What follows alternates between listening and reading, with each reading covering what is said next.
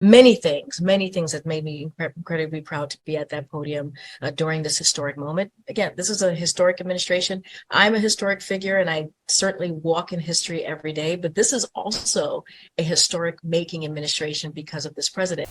Hey there, guys. Welcome to the channel. So, guys, somebody let me know in the comments, what is privilege? And more important, than even what it is, who is privileged? I've been told that I have privilege. Actually, a pretty hilarious thing happened to me one time. A lady cut in front of me at Circle K. When I asked her what her problem was, it was pretty epic. I won't tell the story, but it was a good one. But really, I've been thinking a lot about privilege. And really, what got me thinking about it is watching all these insane leftists on $100,000 a year campuses spreading their anti-Semitism, right? And I've basically come to the realization that liberals, they have the most privilege. They take advantage of whatever privilege exists in the world. It's got to be liberal privilege. I'll get into everything I'm talking about in a second, guys. But first, thank you so much to all you guys who have been subscribing and leaving such great comments. I really appreciate the support. And if you haven't already, guys, help us to grow. Like, comment, subscribe, most importantly, share the channel. So, just think about how liberals have really got it. Just think about what it was really like for them. Everything and everyone in the world caters to their every whim, their every sensitivity. We all literally dance around on eggshells to make sure that we don't offend them, to not incur their Karen-like wrath. They get the last slot when it comes to college admissions. They get the last slot when it comes to jobs. And they're the last ones to ever lose those things when times change. And that's just us regular people. Look at what the powerful ones get. The left gets to proliferate whatever nonsense narrative and propaganda they want.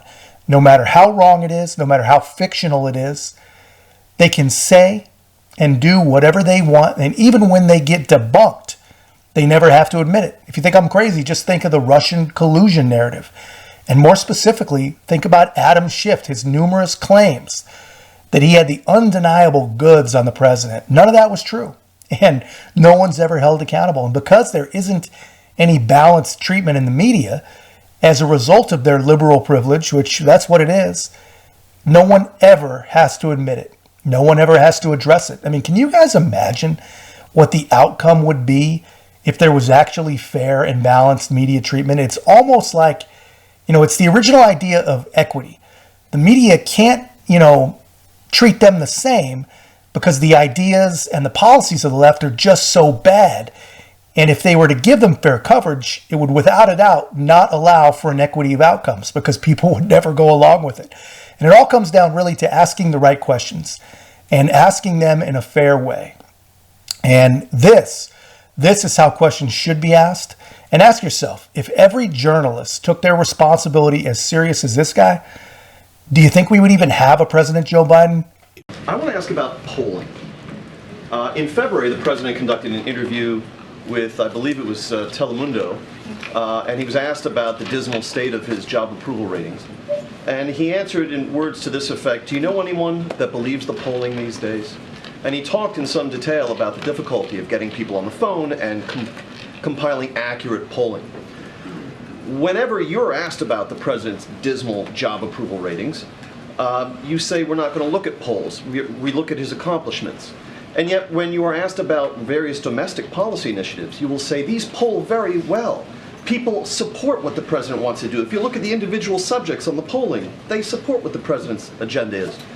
So once and for all, are only certain polls valid in your eyes, the ones that support your agenda? Or is the polling data that shows that President Biden has been stuck for 2 years at the low 40s in his approval ratings, are those valid? Polls that show that the electorate at large and also significant majorities within the Democratic Party believe that the president is too old.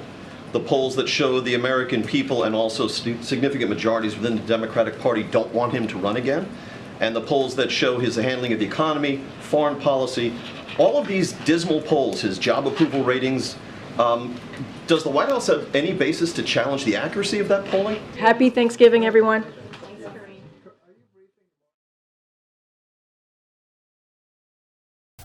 Yeah, wow. So you guys see that, you hear that. That dude was so incredibly spot on. He couldn't have been more spot on. He was so spot on that everyone's second favorite diversity hire literally mic dropped herself. That was masterful. That was absolutely masterful. And, you know, it was so good. It felt like such a gotcha. But if you run it back again, guys, it's really not. It's just perfectly reasonable. It's just common sense thinking. And that's really where we're at these days. The majority of the professional press corps is so incredibly bad, so incredibly fraudulent that when we hear a question that is even close to resembling common sense, we all lose our collective minds with admiration. We're just blown away that somebody could be so smart. I mean, do not get me wrong. The dude is based. The dude is doing a great job. But really my point is this, you know, this is the job that every one of them should be doing. This is exactly how they should all be doing their jobs. President Biden, he has had nothing but catastrophe after catastrophe, failure after failure, and scandal after scandal for the entire time he's been president. And he's just been allowed to just coast through it, man. He's been protected, literally protected the entire time. While he's disavowing and concealing a seventh grandchild, this is just an example. We're told he's an honorable family man. I mean, it's like you could believe that, you know. While families are literally still getting crushed by inflation, they're able to take a Thanksgiving victory lap because used cars decreased by 7%. Like, come on, man. It's insane. People aren't buying anymore. Now, obviously, you know, people are too smart for all of this, and we see it in the polls. But can you imagine what the shift should be or what it could be? You know, and what would have actually happened if we had just had a little more honesty from our media? Anyway, I like to give these state propagandists in our media a pretty hard time, so I figured I'd better give credit where credit is due, even though it's highly likely that this man is only bucking up and finally taking them, you know, to account, because that's the directive that has come down. You know, it's time to get rid of the old man is probably what's going on. But anyway, that's just my take, guys. Let me know your take in the comments. If you haven't already, like, comment, subscribe. Most importantly, share the channel. We'll see you in the next one.